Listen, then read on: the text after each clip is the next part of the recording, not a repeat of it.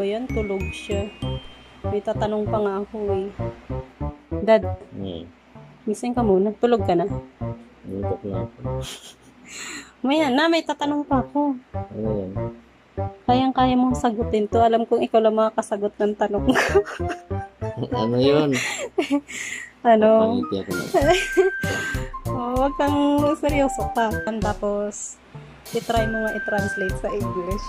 Galingan mo ikaw magaling sa ganito. Nantok pa naman ako. Hindi ako.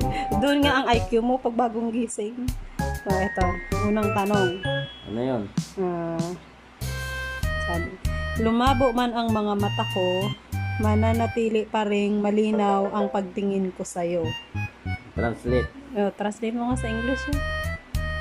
Blurred my eyes. Still the clear. Ano?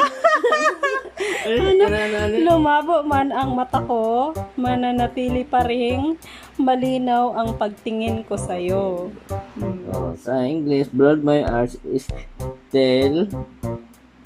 May isa ano? Tingin ko sa'yo. Is still clear my sight. Okay, sige. Pwede na. Still clear my sight. Okay, pangalawang kasabi. Ang magnanakaw, galit sa kapwa magnanakaw. Sa English, Ang magnanakaw, galit sa kapwa magnanakaw. Magnanakaw. the shoplifter is easier to the shoplifter.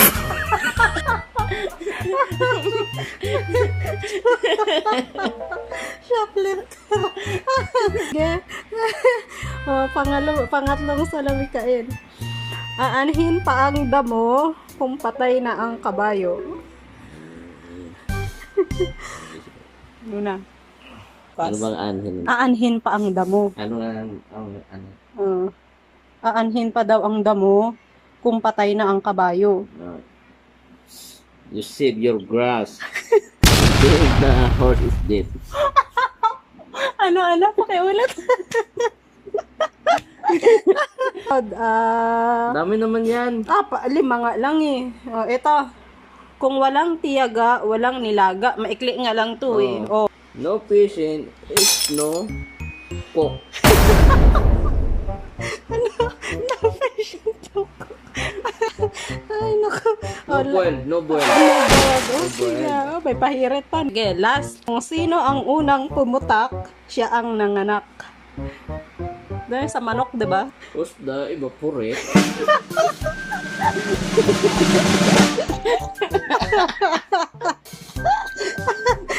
Sige. Sige, go. What's the evaporate? She is the firstborn.